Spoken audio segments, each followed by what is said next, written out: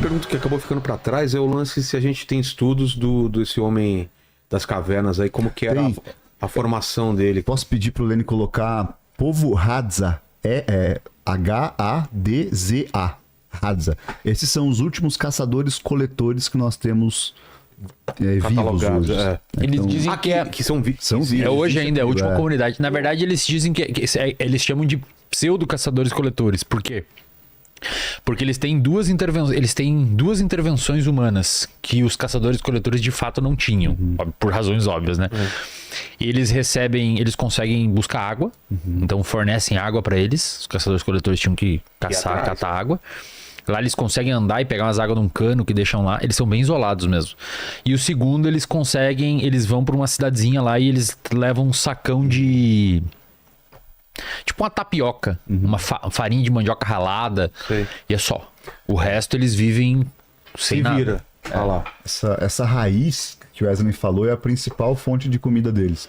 Ela é enterrada na savana, é isso? Savana. Ela é enterrada na savana ali, então eles pegam como se fosse uma mandioca mesmo, ralam ou eles ficam mastigando ela crua. Tem uns outros que eles estão em bando, não sei se tu consegue achar aí. Sim, eles comem o que parece, assim, ó. Pareceu, respirou, mexeu, parece que é comida. Tem um cara do YouTube que foi pra lá e acompanhou com eles? acompanhou o negócio deles. E aí, muito ciente, como eles são, digamos que os últimos caçadores, ou um dos últimos grupos de caçador-coletor, ainda isolados, né? Alguns pesquisadores, alguns cientistas vão pra lá e fazem uma série de estudos. Então, por exemplo, tem pesquisadores que estudam o sono deles. Como é que será que é a população do... Como é que é o sono de uma galera que não tem celular e internet?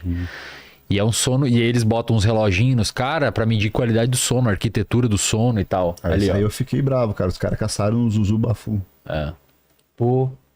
mas pra eles não tem isso, comida, né, cara? Aí tem pesquisador que vai lá, por exemplo, e tenta medir depressão neles. Cara, não tem como, velho. Como é que tu vai medir depressão neles? Por quê? Eles não sabem o que é. Tu pergunta uns conceitos nossos que eles não sabem responder. Felicidade. Tipo, tu se sentiu depressivo? Ele não entende o que é depressivo. Primeiro que a língua deles é totalmente estranha, é muito difícil de falar. Então tem os conceitos, digamos que ocidentais, mais novos, digamos assim, que eles não entendem, então eles não conseguem. Não é que eles talvez não experimentem sensações e emoções que são nativas e naturais de um ser humano, que caracterizaria eles como um sujeito com depressão. Mas eles têm dificuldade. É difícil você fazer um estudo com o que a gente faz com os instrumentos construídos hoje neles. O sono deles, por exemplo, eles dormem mais ou menos 9h30 da noite, segundo os estudos, que botam os reloginhos, e acordam mais ou menos 4 da manhã, 4h30 da manhã. Aí eles saem para caçar, e eles, como eles usam um relógio também, eles conseguem mensurar o quanto que eles caminham. No caso, as mulheres ficam no lugar cuidando da região e tal, e os homens saem caçar. Eles andam 12, 18, 20, 22 quilômetros todos os dias. Todos os dias, alguns dias mais, outros menos, isso em média. Então eles acordam bem cedo, saem caçar, perto do meio-dia eles voltam pra região deles ali, que eles ficam. Aí eles ficam em volta da fogueira, trocam ideia, dão uma cesteadinha, meio-dia. Inclusive, dentro da ciência, uma das hipóteses da céstea, que é dormir depois do almoço uns 30 minutinhos, é justamente disso. É um momento que tá muito quente pro cara conseguir caçar por causa do sol.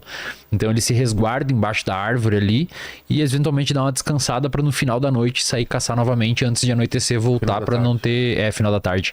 Para não ter o predador e tal, ele volta pra tribo. Você vê que é todo mundo mais ou menos o mesmo tipo físico, né? E eles não tem ninguém, absolutamente ninguém subnutrido, pelo que as análises mostram. Eles fazem análise de urina e tal, e não tem ninguém de toda a amostra e dos estudos que eu li com sobrepeso. Zero. Ninguém. E eles são um pouquinho mais baixos que a população normal. E o que é interessante, a primeira coisa que perguntaram pra eles o que era felicidade, e daí o cara falou era achar uma caça. É mesmo? Não, mas não sei o que, algo mais importante, achar 2 caças. Tipo assim, parece um mineiro, né? Bem isso. Negócio que acham a lâmpada, né? E perguntam pro cara, o que você tem 3 desejos? Eu queria um queijão.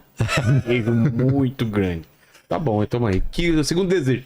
Um queijo maior que um queijo muito, muito grande. Tá bom, e o terceiro, uma mulher gostosa. Mas por que você pediu 2 queijos? Porque eu achei que ia ficar... Você achar estranho pedir 3 queijos. Pros caras, a caça é a vida deles, né? E é legal que eles não confrontam os animais pra arriscar a vida, assim, sabe? Como assim? Eles ferem o bicho e vão perseguindo. Tá. Caça de exaustão, né? E eles vão correndo 20 quilômetros atrás do bicho até o bicho desfalecer ali. Nossa. E eles conseguirem chegar, mas eles não confrontam.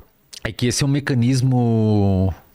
É que assim, daria pra ir longe nesse assunto, mas existem 2 grandes hipóteses no campo das neurociências, que agora puxando sardinha pro meu lado, do porquê que o nosso cérebro tem uma complexidade tão grande e mesmo não sendo o cérebro com mais número de neurônios, que é a unidade funcional do cérebro, mesmo não sendo o cérebro com mais número, o elefante, por exemplo, tem o triplo de neurônios que nós, mas digamos que nós temos uma complexidade de inteligência maior. E uma das hipóteses disso... O elefante, você falou? O elefante. O elefante tem 230 e poucos bilhões com B de neurônios. Nós temos 84. Tá. Só que o nosso cérebro, ele, digamos que atuchou mais neurônios numa região cortical, que é como se fosse a casca do cérebro. Córtex vem de casca. Você tem o córtex do rim, tem vários córtex no seu corpo. O cérebro também tem. Nessa região cortical, tem muito neurônio. É relativamente mais neurônio que outros mamíferos, né? Embora seja a mesma quantidade que outros primatas. Então, em termos absolutos, o nosso cérebro tem muito neurônio no córtex. Uma das hipóteses do porquê isso aconteceu foi porque a gente domesticou o fogo. Então, a gente conseguiu comer mais calorias. Quantas batata ou cenoura você consegue comer crua? É mais difícil, porque é dura, muito, né, fibrosa. Agora, se você cozinha, você consegue comer mais. Então, você ingere mais calorias na medida que você consegue cozinhar. Então, essa é uma das vantagens humanas. Essa é uma tese muito levantada e defendida pela neurocientista brasileira Suzana Herculano, que hoje não mora mais no Brasil, porque o Brasil, infelizmente, é burro e não investe em ciência, e a gente perde essas mentes brilhantes para outros lugares.